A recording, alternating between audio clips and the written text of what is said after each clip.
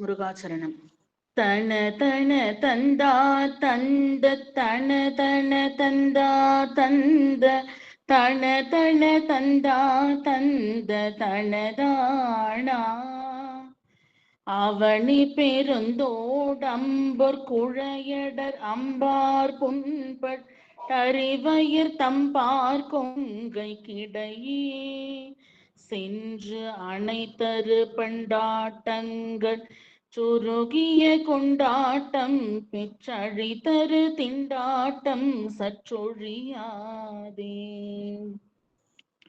பவமர நெஞ்சார் சிந்தி திலகு கடம்பார் தண்டை பதையுகளம் போற்றும் குற்றமுனாலும் பதறிய அங்காப்பும் பத்தியும் அறிவும் போய் சங்கை படு துயர் கண் பார்த்தன்புற்றருளாயோ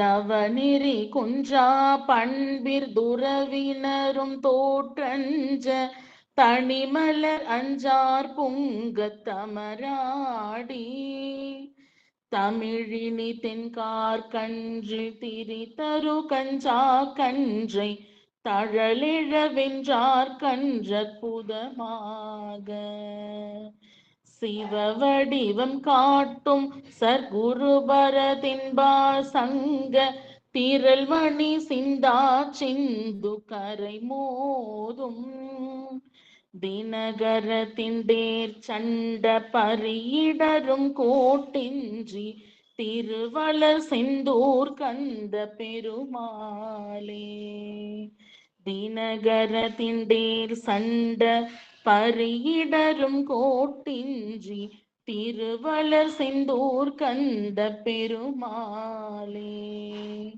திருவளர் செந்தூர் கந்த பெருமாளே திருவளர் செந்தூர் கந்த பெருமாளே.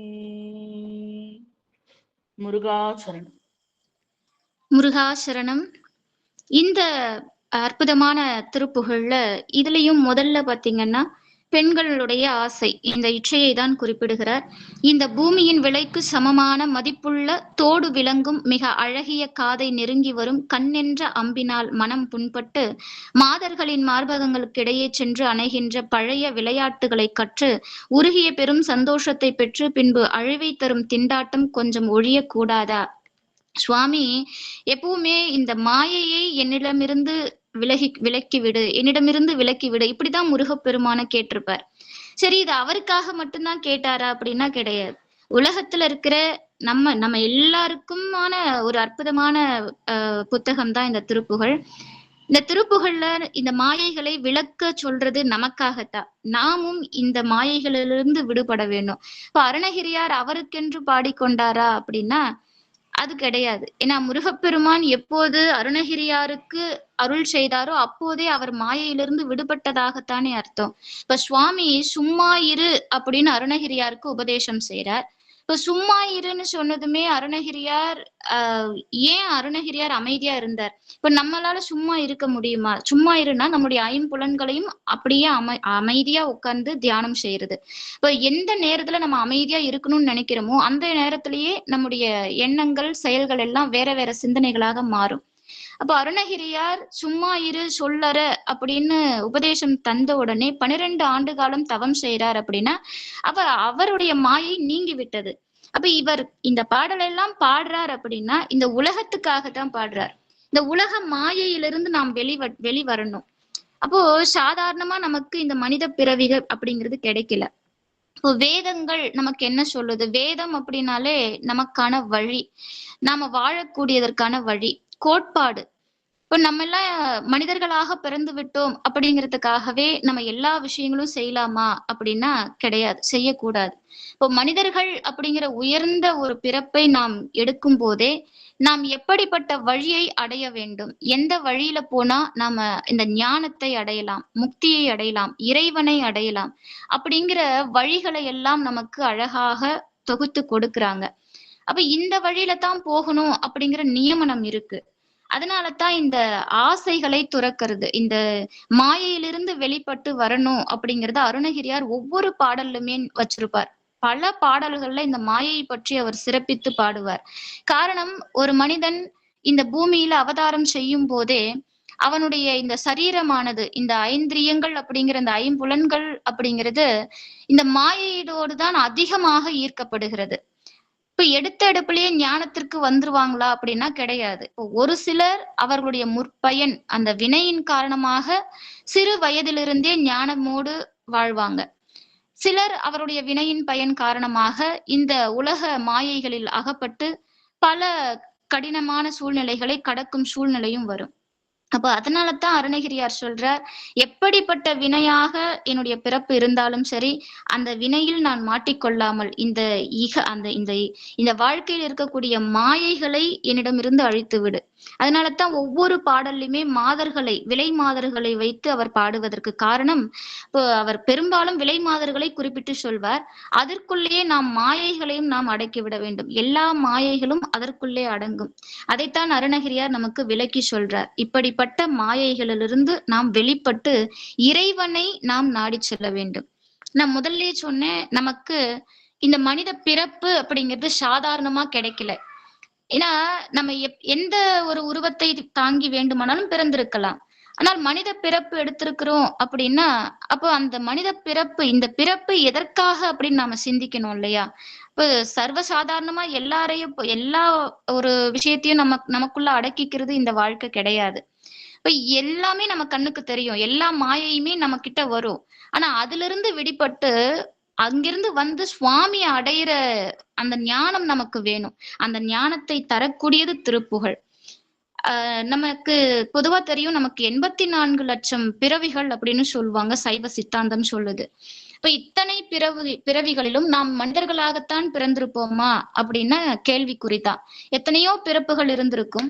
அழகா நம்முடைய மாணிக்க வாசகரும் சொல்வார், புல்லாகி பூடாய் புழுவாய் மரமாகி பல்விருகமாகி பறவையாய் பாம்பாகி கல்லாய் மனிதராய் பேயாய் கணங்களாகி வல்லசுரராகி முனிவராய் தேவராய் செல்லா நின்ற இத்தாவர சங்கமத்துள் எல்லா பிறப்பும் பிறந்து இழைத்தேன் எம்பெருமானே அப்படிங்கிறார். அப்ப இத்தனை பிறவிகளை நமக்கு அவர் முன்வைக்கிறார். அப்ப இத்தனை பிறவிகளை கடந்துதான் நாம் மனித பிறவியை அடைந்திருக்கிறோம். அப்ப இந்த மனித பிறவியை அடைந்த நாம் இந்த மாயைகளில் அகப்பட்டு மீண்டும் மீண்டும் மீண்டும் பிறக்க கூடாது. மீண்டும் மீண்டும் மீண்டும் அதே கடினங்களுக்கு, அதே கஷ்டங்களுக்கு உள்ளாக கூடாது. அப்ப நாம என்ன செய்யணும்? ஞானத்தை தேடி போகணும். அந்த ஞானம் அப்படிங்கிறது எங்க இருக்கு? அதனாலதான் அருணகிரியார் சொல்ற, அறுசமய சாத்திர பொருளோனே. எல்லா சமயமும் சொல்றது ஒரே வழிதான். ஒரு ஊருக்கு போகணும் அப்படின்னா பல வழிகள் நமக்கு இருக்கு. எந்த வழியில போனாலும் அந்த ஊருக்கு போயிடலாம். அத அருணகிரியார் முருகப்பெருமானுக்கு சொல்றார். எந்த வழியில பயணம் செஞ்சாலும் முருகா, உன்னை நீ அப்படிங்கிற ஞானத்தை நான் அடையணும், முக்தியை அடையணும். இப்ப முருகப்பெருமானை சரணடைந்தால் இந்த மாயையிலிருந்து விடுபட்டு ஞானத்தை அடையலாம். அதனாலதான் நான் மாயை அப்படிங்கறத இந்த விலை மாதர்களுக்கு எடுத்துக்காட்டா சொன்னேன். இப்ப அதே போல அடுத்த விஷயத்துல சொல்றார், பிறவி நீங்க வேண்டி நெஞ்சால் சிந்தித்து விளங்குகின்ற கடப்ப மலர் நிறைந்த தண்டை சூழ்ந்த உன் பாதங்கள் இரண்டையும் போற்றுகின்ற வீரமும் தினமும் உன்னை நாடி பதறுகின்ற ஆசைப்பாடும் பக்தியும் அறிவும் இல்லாது போய் அச்சமுறும் துயரில் நான் விழுவதை நீ கண் பார்த்து அன்பு கொண்டு அருள மாட்டாயோ அப்படின்னு கேட்கிறார். அதாவது பொதுவாகவே நமக்கு இந்த பக்தி அப்படிங்கிறது என்ன அப்படின்னா ரொம்ப சீக்கிரமே முடிஞ்சு போற விஷயம். இப்போ நம்ம காலையில எழுந்து சுவாமி வழிபாடு செய்யறோம் அப்படின்னா அன்னைக்கு முழுக்க நம்ம முருகப்பெருமானையே நினைச்சிட்டு இருப்போமா? முடியாத காரியம். ஏன்னா நம்முடைய அன்றாட வாழ்க்கையில பல விஷயங்களை நம்ம பாக்குறோம், பல ஆசைகள் நமக்குள்ள வருது, பல எண்ணங்கள் நமக்குள்ள வருது. ஆனா எந்த நேரமும் இறைவனை நினைக்கும் பாக்கியம் எனக்கு கிடைச்சிருச்சு அப்படின்னா நம்ம இந்த துயர்ல இருந்து, இந்த கஷ்டங்கள்ல இருந்து வெளிவந்துடலாம் இல்லையா? அப்படிப்பட்ட அருளை எனக்கு நீ கொடுக்கணும். ஏன்னா முருகப்பெருமானுடைய அருள் அப்படிங்கிறது எங்க குறையுதோ அங்கே நமக்கு பயம் வந்துரும். நம்முடைய அதாவது இந்த எதிர்காலம், இறந்த காலம், நிகழ்காலம் அப்படின்னு சொல்லுவோம். மனிதன் எப்பவுமே நிகழ்காலத்துல வாழ மாட்டான். அவனுடைய வாழ்க்கை எப்பவுமே ஒண்ணு இறந்த காலத்தை நினைத்து வேதனை பிடிக்கிறதா இருக்கும். அப்படி இல்லை அப்படின்னா எதிர்காலத்தை நினைத்து பயம் கொள்பவனாக இருப்பான். அப்படி இந்த 2 காலங்கள்ல வாழ்வான், நிகழ்காலத்துல வாழ முடியாது. அப்ப நிகழ்காலத்துல வாழ்ற வாழ்க்கை எப்படிப்பட்டது அப்படின்னா மிகவும் சந்தோஷமான வாழ்க்கை. அப்படி ஒரு வாழ்க்கையை இறைவன் கொடுக்கணும் இல்லையா? அதனாலதான் சுவாமி, உன்னுடைய அருள் வேணும், எனக்கு இந்த மாதிரி எண்ணங்களை எல்லாம் என்கிட்ட இருந்து எடுத்துரு, இந்த மாயையிலிருந்து என்னை விலக்கிடு, எப்பவுமே உன்னை நினைக்கிற, உன்னை போற்றி புகழ்கிற அந்த அற்புதமான பக்தியை எனக்கு கொடுத்துரு அப்படின்னு கேட்கிறார். தவநெறி குறையாத குணத்து துறவிகளும் தோற்று அஞ்சும்படி தனது ஒப்பற்ற மலர் அம்புகள் 5 கொத்துகளுடன் போர் செய்து தமிழ் போல் இனிய இளம் தென்றல் காற்றில் உலாவும் மன்மதனாம் லக்ஷ்மி மகனை நெருப்பி எழுப்பி வென்ற சிவபெருமானுக்குங்கிறார். இப்போ மன்மதனை சிவபெருமான் எரித்தார், நமக்கெல்லாம் தெரியும். சிவபெருமான் அப்படி அதாவது தவக்கோலத்துல இருக்கிறார். அப்புறம் சதா சிவபெருமான் தவக்கோலத்துல இருக்கிறார். அந்த நேரத்துல மன்மதன் அந்த அன்பு மலர் அம்பு அப்படின்னு சொல்லுவாங்க, அந்த அம்பை விடுகிறார். இது எப்படி மலர் அம்பு தொடுக்கும் போது அந்த சிவபெருமான் அதுக்கு கட்டுப்பட்டுருவாரா? கிடையாது. ஏன்னா அவர் யோகிக்கெல்லாம் யோகி, தவம் செய்பவர் அனைவருக்கும் அவர்தான் ஒரு குருவாக இருக்கக்கூடியவர். அப்படிப்பட்டவரை தவத்திலிருந்து கலைப்பது அப்படிங்கிறது சாதாரண விஷயம் கிடையாது. அது முடியாதுன்னு மன்மதனுக்கும் தெரியும். அப்படி இருந்தும் இறைவனாருடைய தவத்தை கலைக்க முற்பட்டதன் காரணம் இந்த உலகத்திற்கு ஒரு உன்னதமான செயல் நடக்க வேண்டும் என்ற எண்ணத்தில் தான் அவன் செய்கிறான். ஆனால் அதுவே அவனுக்கு வினையாக மாறிவிடுகிறது. அந்த கதையை நாம படிச்சிருப்போம். இப்போ மன்மதன் அம்பு விடுத்ததுமே சிவபெருமான் நெற்றி கண்ணை திறந்து மன்மதனை எரித்து சாம்பலாக்குகிறார். அந்த ஒரு கதையைத்தான் அருணகிரியார் இங்க பாடுகிறார். இப்ப அருணகிரியாருடைய திருப்புகள்ல எல்லாமே அடங்கிடுங்க. நம்ம சைவ சித்தாந்தம் அடங்கிடும், இறைவனாருடைய திருவிளையாடல் அடங்கிடும், 4000 திவ்ய பிரபந்தத்துல பலரும் சொல்லி இருக்கக்கூடிய கருத்துகள் அடங்கிடும். ஏன்னா வைணவத்தையும் இங்க பாடியிருப்பார், சைவத்தையும் பாடியிருப்பார், சாக்தத்தையும் பாடியிருப்பார், விநாயக பெருமான பாடியிருப்பார், சூரியனை பாடியிருப்பார். இப்படி பல கோணங்கள்ல அருணகிரியார் இந்த ஒப்பற்ற திருப்புகழை நமக்கு கொடுத்திருப்பார். நம்ம ஒவ்வொரு திருப்புகழையும் அப்படி அனுபவித்து பாடும் பொழுது அருணகிரியார் எந்த நோக்கத்தோடு இதை நமக்கு கொடுத்தார் அப்படிங்கிறது நமக்கு தெளிவாக புலப்படும். இப்படி சிவபெருமானுடைய அந்த திருவிளையாடலை இங்கு சொல்கிறார். உண்மையா மங்கள பொருளை காட்டிய சர்க்குரு பவனே, அதாவது சிவபெருமானுக்கு அன்று அற்புதமான பேரின்ப உண்மையா மங்கள பொருளை இங்கே பிரணவத்தை அவர் சொல்கிறார். சிவபெருமானுக்கு அந்த பிரணவ உபதேசம் செய்த சத்குரு பவரனே, அதாவது சிவபெருமானுக்கும் குருவாக திகழ்ந்தவர் அப்படின்ற வார்த்தையை இங்க உபயோகிக்கிறார். தெற்கு திசையில் கடற்கரையிலே சங்கின் குவியல்கள் மணிகளை சிந்து மோதுகின்றதும் சூரியனின் இடரும்படியாக உயர்ந்துள்ள சிகரங்களை உடைய மதில் சூழ்ந்துள்ளதுமான செல்வம் கொழிக்கும் திருச்செந்தூரில் உள்ள கந்த பெருமாளே அப்படிங்கிறார். இப்ப இங்கே திருச்செந்தூரை பற்றி பாடுகிறார். அந்த திருச்செந்தூருடைய அதாவது சமுத்திரத்தை பத்தி பாடுகிறார். அந்த கடல்ல நமக்கு அழகாக என்னென்ன இருக்கும் அப்படிங்கறத அங்க பாடி, சங்கின் குவியல்கள், அதாவது மணிகளை சிந்தி மோதுகின்ற சங்கின் குவியல்கள் இருக்கிறது அப்படிங்கிறார். சூரியனை தேரில் பூட்டியுள்ள வலிய குதிரைகளுக்கு கால்கள் இடரும்படியாக உயர்ந்துள்ள சிகரங்களை, அதாவது சூரிய பெருமானுக்கு வாகனம் என்ன அப்படின்னு நமக்கு தெரியும். குதிரைகள் பூட்டிய வாகனம் சூரியனாருடைய வாகனம்.